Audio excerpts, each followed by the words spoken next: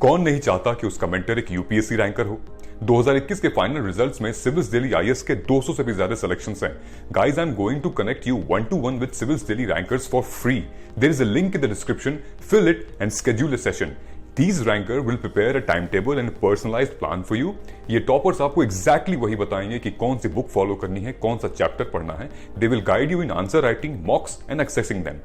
Don't miss this golden opportunity to get mentored by a ranker.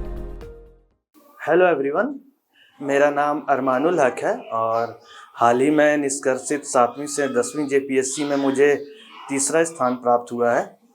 अगर कोई कहे कि ये सिर्फ मेरे परिश्रम और त्याग का नतीजा है तो मैं इस बात से बिल्कुल तर्कसंगत नहीं हूँ, क्योंकि मेरे साथ ही ये मेरे फैमिली और मेरे टीचर्स का मेरे प्रति त्याग और विश्वास का भी नतीजा है।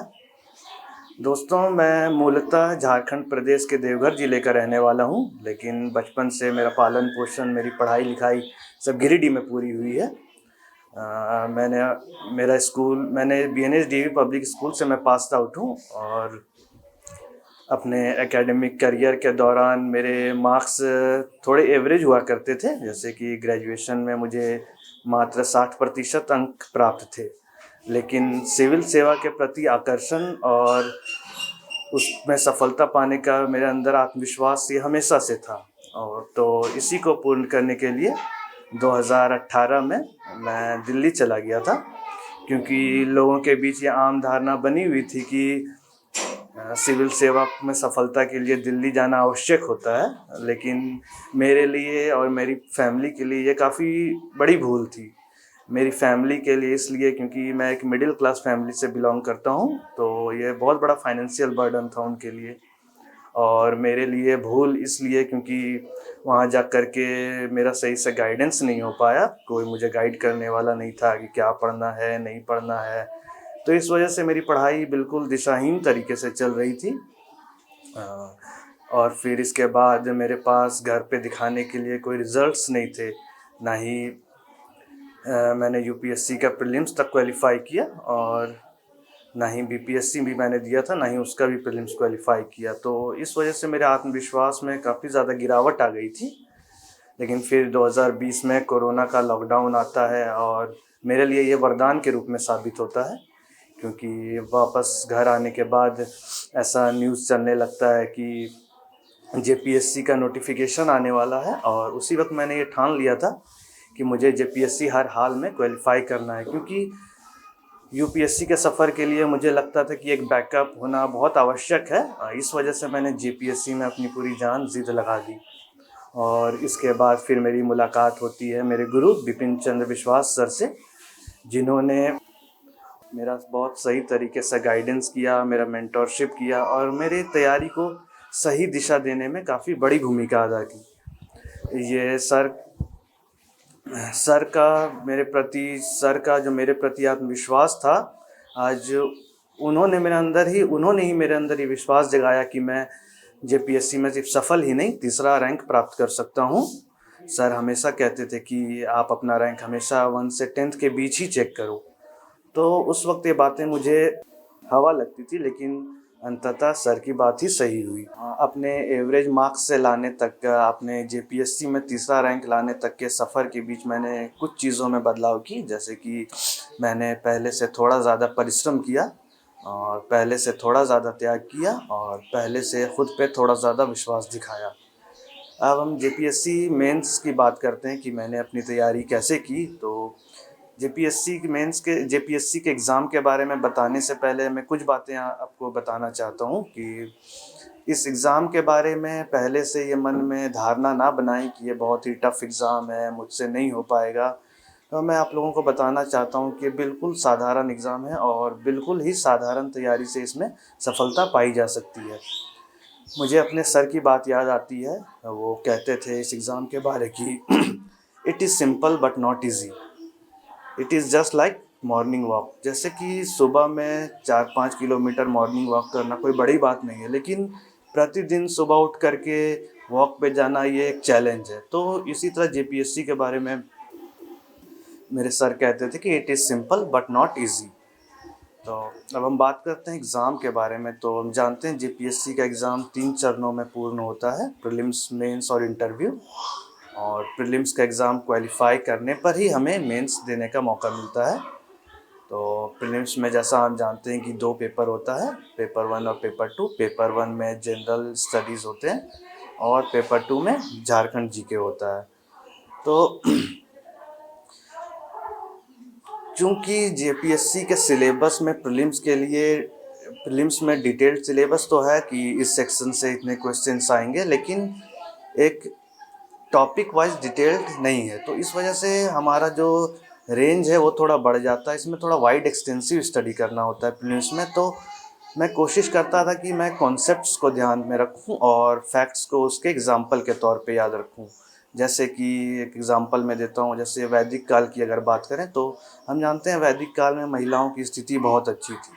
तो अब इसके एग्जांपल के रूप में हम याद रख सकते हैं कि उस वक्त काफ़ी सारे ऋचाओं की रचना महिलाओं ने की थी। महिलाओं को सभा समिति में बैठने का अधिकार प्राप्त था। तो इस तरह से हम इसको याद रख सकते हैं। और इसके अलावा काफ़ी सारे मॉक्स बनाए मैंने। दूसरा, पेपर 2 झारखंड जीके के लिए मैंने मनीष रंजन का बुक रेफ़र किया और उसके अलावा मनीष रंजन का तो 7000 क्वेश्चंस का बुक है, उसको मैंने सॉल्व किया। इसके अलावा पेपर 2 जैसा हम जानते हैं झारखंड जीके होता है और पेपर 2 का भी सिलेबस काफ़ी डिटेल्ड है। तो इसके लिए मैंने मनीष रंजन का जो बुक आता है वो रेफ़र किया था और इसके अलावा मनीष रंजन का 7000 क्वेश्चंस का जो बुक आता है उसको रेफ़र किया था। और इसके अलावा मैंने काफ़ी सारा मॉक्स बनाया था। तो इसके अलावा जो भी मेरे क्वेश्चंस गलत होते थे उसको मैं साइड में लिखता चला जाता था ताकि आखिरी वक्त पे मैं उसका रिवीजन कर सकूं। तो इस स्ट्रैटेजी को फॉलो करके मेरे प्रीलिम्स में मार्क्स भी काफ़ी अच्छे आए थे। जैसे प्रीलिम्स में मेरे अराउंड 140 या 140 प्लस क्वेश्चन सही हुए थे। और इसके अलावा मेंस का जब हम बात करें तो मेंस का भी सिलेबस जैसा हम जानते हैं काफ़ी ज़्यादा डिटेल्ड है। और मेंस की तैयारी से पहले आपको मेंस का सिलेबस बिल्कुल अच्छे तरीके से पता होना चाहिए, बिल्कुल रटा होना चाहिए। और आपको पहले से ये डिसाइड करना होगा कि आप कौन से सेक्शंस को अटेम्प्ट करते हैं। और हर एक जो भी सेक्शन आप अटेम्प्ट करें, कोशिश करें कि सारे सेक्शन का आपको जिस्ट मालूम हो और सारे सेक्शन का एक शॉर्ट लेकिन कॉम्प्रिहेंसिव नोट्स ज़रूर बनाएं ताकि उसका आप बार बार रिवीजन कर सकें। तो मैंने भी यही किया। और जैसा हम जानते हैं जेपीएससी के मेंस के एग्ज़ाम में 6 पेपर होते हैं। पहला जनरल हिंदी एंड इंग्लिश होता है जो कि सिर्फ क्वालिफाइंग नेचर का होता है और इसका मार्क्स फाइनल मेरिट लिस्ट में ऐड नहीं होता है। पेपर 2 होता है जिसमें हमें एक लैंग्वेज पेपर सेलेक्ट करना होता है, इंग्लिश लिटरेचर या हिंदी साहित्य या कोई भी रीजनल लिटरेचर हमें सेलेक्ट करना होता है। तो मैंने खोरठा लैंग्वेज सेलेक्ट किया था और खोरठा को सेलेक्ट करने के पीछे मेरा जो डिसीज़न बहुत ही प्रैग्मेटिक था, क्योंकि सबसे पहला ये कि खोरठा का जो मटेरियल था मार्केट में वो काफ़ी इजीली अवेलेबल था और मैंने BN औदार सर के नोट्स को रेफ़र किया था। और फिर मेरे सीनियर्स ने मुझे कुछ गाइड किया कि खोरठा में मार्किंग अच्छी होती है। और तीसरा, खोरठा मुझे समझ भी आती थी। खोरठा को पढ़ने में मुझे उतनी परेशानी नहीं हुई। शुरू में थोड़ी परेशानी ज़रूर हुई, लेकिन मुझे पता था कि अपने कंफर्ट ज़ोन से जब तक मैं बाहर नहीं निकलता हूँ तब तक मुझे सफलता पाने में मुश्किलात के सामना करना पड़ेगा। और उसके बाद पेपर 3 आता है जिसमें हिस्ट्री और ज्योग्राफी दोनों होता है। तो हिस्ट्री के लिए मैंने एंशिएंट हिस्ट्री और मेडिवल हिस्ट्री को अटेम्प्ट किया था। एंशिएंट हिस्ट्री के लिए मैंने RS शर्मा का बुक फॉलो किया था और मेडिवल के लिए सतीश चंद्रा का।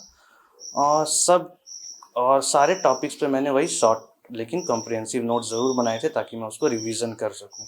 इसी तरह ज्योग्राफी में मैंने NCERTs को फॉलो किया था क्लास 11th और 12th की। और उसके बाद पेपर 4 जैसा हम जानते हैं पॉलिटी एंड पब-एड का होता है। तो पॉलिटी और पब-एड के लिए भी मैंने लक्ष्मीकांत का ही बुक रेफ़र किया था और सारे टॉपिक्स का लगभग शॉर्ट एंड कॉम्प्रिहेंसिव नोट्स मैंने तैयार किया था।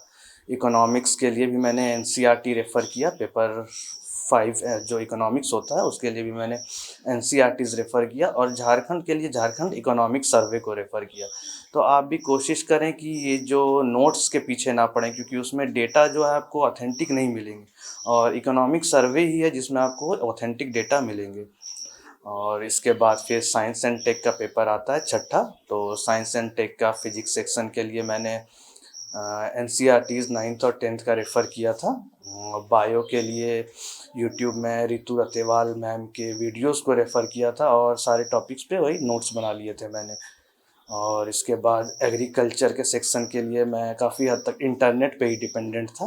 मैंने शंकर IAS का बुक रेफ़र किया था। और बायोटेक वाले लास्ट जो टेक वाला पार्ट है उसके लिए मैंने काफ़ी हद तक इंटरनेट पे ही डिपेंडेंट था। इसके अलावा जब आप आंसर राइटिंग करें मेंस की तो कोशिश करें कि जहाँ हो सके वहाँ पे मैप्स ज़रूर बनाएं। इंडिया का मैप, झारखंड का मैप और डायग्राम ज़रूर बनाएं, फ्लो चार्ट बनाएं, वेंस डायग्राम बनाएं। मतलब जहाँ मौका मिले कोशिश करें कि इन चीज़ों को अपने आंसर में ज़रूर शामिल करें। और दूसरा कि बिल्कुल पॉइंट टू पॉइंट लिखें। ऐसा नहीं कि फालतू चीज़ें लिख कर के आप सोचेंगे कॉपी भरकर आपको मार्क्स मिल जाएगा, तो ये पॉसिबल नहीं है। तो कोशिश करें जो पूछा गया है बिल्कुल वही लिखें और पॉइंट टू पॉइंट लिखें। और तीसरा कि अपने प्रिपरेशन के दौरान मैं और मेरे एक फ्रेंड थे, उनके साथ हम दोनों साथ में पढ़ाई करते थे और कोशिश करते थे कि जितने भी टॉपिक्स हैं सब पे हम लोग डिस्कस कर लें कि इसमें क्या लिखना है, क्या नहीं लिखना है। तो इससे काफ़ी हद तक क्लैरिटी मुझे मिल गई थी। और हालाँकि उनका सिलेक्शन इस बार नहीं हो पाया, लेकिन मुझे आशा ही नहीं पूर्ण विश्वास है कि अगली बार उनका सिलेक्शन ज़रूर होगा। और ये था मेरा मेंस का। इसके बाद इंटरव्यू मेरे लिए एक टफ़ दौर था, क्योंकि मैं एक इंट्रोवर्ट किस्म का इंसान था और आज से पहले कभी मैंने किसी भी लेवल पे इंटरव्यू फ़ेस नहीं किया था। तो इस वजह से जब मैं पहला मॉक दिया था इंटरव्यू का, तो उसमें मुझे काफ़ी निराशा का सामना करना पड़ा था, क्योंकि मैं सही से उत्तर नहीं दे पाया। तो इस वजह से मैं काफ़ी ज़्यादा डिप्रेस्ड हो गया था, उदास हो गया था कि ये मात्र 100 नंबर का जो टेस्ट है ये कहीं डिसाइडिंग ना बन जाए मेरे लिए, जबकि मेरा मेंस अच्छा गया था, इतना मुझे कॉन्फिडेंट था। तो इसलिए मैंने अपने फैमिली से, अपने टीचर्स से, अपने सीनियर्स से बात किया। सब ने मुझे एक ही मूल मंत्र दिया कि आप बिल्कुल कॉन्फिडेंट होके जवाब दें, आपका इंटरव्यू अच्छा जाएगा। और इसके बाद मैंने भी खुद से बात की कि मुझे अपने कंफर्ट ज़ोन से निकलना होगा, इसमें इंटरव्यू में अच्छा करने के लिए। तो उसके बाद फिर मैंने 3-4 मॉक और लगाए और धीरे-धीरे मेरा इंटरव्यू में मॉक में अच्छा परफ़ॉर्मेंस होने लगा और फाइनल इंटरव्यू में मेरा परफ़ॉर्मेंस काफ़ी अच्छा था। मैं बिल्कुल सैटिस्फाइड था अपने इंटरव्यू से। अजीता भट्टाचार्य मैम का इंटरव्यू बोर्ड था मेरा, तो उसमें मैं काफ़ी ज़्यादा सैटिस्फाइड था। तो ये था मेरा जेपीएससी का जर्नी। मुझसे पूछा जाता है कि आपने आपका मेरे बुक लिस्ट के बारे में कि मैंने क्या बुक्स और रिसोर्सेज़ फ़ॉलो किया। सबसे पहले एंशिएंट हिस्ट्री की बात करते हैं। तो एंशिएंट हिस्ट्री के लिए मैंने RS शर्मा का बुक रेफ़र किया और इसके अलावा एक S बलियान सर का नोट्स आता है, उसको मैंने थोड़ा रेफ़र किया और दोनों को मिला कर के एक नोट्स तैयार किया था अपना एंशिएंट के लिए। और मेडिवल के लिए सतीश चंद्रा जी की बुक जो आती है, 2 बुक आती है सतीश चंद्रा की, मैंने उनको रेफ़र किया था। एक फ्रॉम जब पार्ट 1 और पार्ट 2 करके सतीश चंद्रा की 2 बुक है, उसको मैंने रेफ़र किया था और उससे अपना नोट्स तैयार किया था। और मॉडर्न मैंने क्योंकि सिर्फ प्रीलिम्स के लिए पढ़ा था, तो मॉडर्न के लिए मैंने राजीव अहीर का स्पेक्ट्रम वाला बुक फॉलो किया था। और इसके अलावा ज्योग्राफ़ी के लिए मैंने NCERTs रेफ़र किए थे क्लास 11th और 12th की। इसके अलावा मैं इंटरनेट पे डिपेंडेंट था। एक PMFIS करके वेबसाइट है, उसको मैंने रेफ़र किया था, लेकिन उसमें क्योंकि बहुत ज़्यादा डिटेल्ड है, तो हमें बस ये ध्यान रख के उससे ये देख कर के नोट्स तैयार करना है कि आप काफ़ी ज़्यादा डूब उसमें ना जाएँ। जो आपके जेपीएससी के सिलेबस में मेंशन्ड है, बिल्कुल उसी को तैयार करें। और इसके अलावा एक और यूट्यूब चैनल था ज्योग्राफ़ी के लिए, एक द जियो इकोलॉजिस्ट, मैंने उनको फॉलो किया था। ज्योग्राफ़ी के लिए हो गया। उसके बाद पॉलिटी और पबैट के लिए मैंने लक्ष्मीकांत का बुक रेफ़र किया था, पॉलिटी के लिए भी और पबैट के लिए भी। और एक गुड गवर्नेंस करके सेक्शन है, उसके लिए भी मैंने लक्ष्मीकांत का ही बुक रेफ़र किया था और तीनों से मैंने नोट्स तैयार कर लिए थे, जिसको मैं प्रतिदिन कोशिश करता था कि रिवाइज़ करूँ। और फिर इकोनॉमिक्स के लिए मैंने बेसिक्स 11th और 12th का NCERT फॉलो किया था। और इसके अलावा झारखंड का इकोनॉमिक सर्वे रेफ़र किया था और कुछ वेबसाइट्स फॉलो किए थे, जैसे दृष्टि आईएएस का वेबसाइट्स में कंटेंट काफ़ी अच्छे अवेलेबल हैं, तो उसको मैंने फॉलो किया था। और साइंस के लिए मैंने जैसा बताया कि फिज़िक्स का सेक्शन के लिए मैंने क्लास 9th और 10th के एनसीईआरटीज़ को रेफ़र किया था। बायो के सेक्शन के लिए रितु रतेवाल मैम हैं, उनके यूट्यूब वीडियोस को फॉलो किया था और इसके अलावा क्लास 12th का एनसीईआरटी फॉलो किया था। इन्वायरमेंट वाले सेक्शन के लिए शंकर आईएएस का बुक था मेरे पास, उससे मैंने अपने नोट्स तैयार किए थे। और टेक्नोलॉजी वाले पार्ट के लिए मैंने इंटरनेट पे डिपेंडेंट था, जैसे इंटरनेट में काफ़ी वेबसाइट्स हैं, जैसे दृष्टि के ही वेबसाइट्स हैं या बायजूस के, तो उन सब से मैंने अपना नोट्स तैयार किया था। और साथ ही बायोटेक वाले पार्ट के लिए थोड़ा रितु रतेवाल की मैम के ही वीडियो से मैंने तैयार किया था। दूसरा, मुझसे इंटरव्यू में पूछा जाता है कि इंटरव्यू में मुझसे कैसे सवाल पूछे गए थे, तो इंटरव्यू मेरा अजीता भट्टाचार्य मैम का बोर्ड था, 3 मेंबर का बोर्ड था मेरा।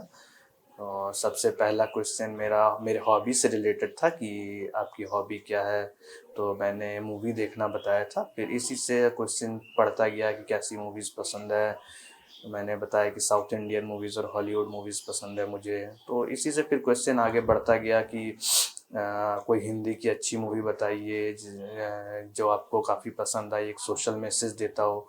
तो फिर उसे एक मैंने मूवी बताया था जो वुमेन एम्पावरमेंट से रिलेटेड था। फिर मुझसे क्वेश्चन किया गया कि हाल में गवर्नमेंट ने वुमेन एम्पावरमेंट के लिए क्या क्या एक्ट लाया है या फिर क्या क्या वैसा डायरेक्शंस दिया है सुप्रीम कोर्ट ने। तो मैंने बताया था कि एक विशाखा गाइडलाइंस सुप्रीम कोर्ट ने दिया था, उसके बाद पॉस्को एक्ट बताया, फिर ट्रिपल तलाक बताया। और फिर इसके बाद मुझसे पूछा गया कि जो आपने ग्रेजुएशन सब्जेक्ट फिजिक्स से क्वेश्चन, तो 2 क्वेश्चन मुझसे पूछे गए थे फिजिक्स से, तो इसको बताने में मैं अच्छे से नहीं बता पाया, तो इस वजह से मैं काफ़ी डर गया था। लेकिन फिर जो तीसरे मेंबर ने मुझसे क्वेश्चंस पूछना शुरू किया, वो मेरा काफ़ी अच्छा गया था, एंडिंग मेरा काफ़ी अच्छा हुआ था।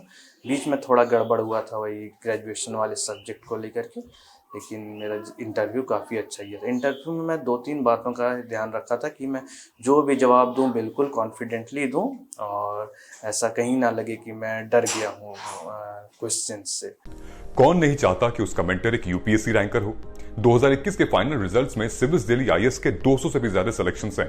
Guys, I am going to connect you 1-to-1 with Civils Delhi rankers for free. There is a link in the description, fill it and schedule a session. These ranker will prepare a timetable and a personalized plan for you. ये toppers आपको exactly वही बताएंगे कि कौन सी book follow करनी है, कौन सा चैप्टर पढ़ना है। They will guide you in answer writing, mocks and accessing them. Don't miss this golden opportunity to get mentored by a ranker. ऐसे सवाल आते हैं कि आप कितने घंटे पढ़ते थे, आप सोशल मीडिया में एक्टिव थे। तो एक चीज़ मैं बताना चाहता हूँ कि जब आपका एक टारगेट क्लियर होगा, एक टारगेट अगर आपका निश्चिंत है कि मुझे यही करना है, तो फिर ये मैटर नहीं करता कि आपके पास क्या डिस्ट्रैक्शंस आ रहे हैं। आपका जब टारगेट क्लियर होगा तो आप बिल्कुल खुद के प्रति ईमानदार होकर के उसके पीछे लगे रहेंगे और इसके लिए फिर मैटर नहीं करेगा आप कितने देर पढ़ते थे या नहीं पढ़ते थे। मैं अराउंड 6 से 7 घंटे पढ़ता था, लेकिन कभी-कभी ऐसा भी दौर आता था जब बिल्कुल पढ़ने का मन नहीं करता था, मन थोड़ा डिप्रेस्ड रहता था कि क्या होगा, नहीं होगा। तो फिर भी मैं कोशिश करता था कि 1 से 1.5-2 घंटे मैं पढ़ लूँ। और उसके बाद सोशल मीडिया की जहाँ तक बात है, तो मैं बिल्कुल सोशल मीडिया पे एक्टिव था, क्योंकि सोशल मीडिया को मैं एक एंटरटेनमेंट के तौर पे यूज़ करता था। और अभी जो सोशल मीडिया में देखा जाता है कि कोई ये साइड ले रहा है, कोई वो साइड ले रहा है, तो मैं इससे दूर रहने की कोशिश करता था, क्योंकि इससे आपके अंदर सिर्फ नेगेटिविटी को बढ़ावा मिलेगा, जिससे कि आपके प्रिपरेशन में प्रतिकूल प्रभाव पड़ेगा इसका। तो मैं इससे दूर रहने की कोशिश करता था।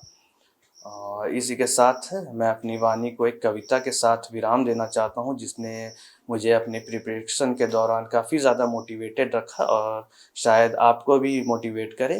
ये हरिवंश राय बच्चन जी की कविता है।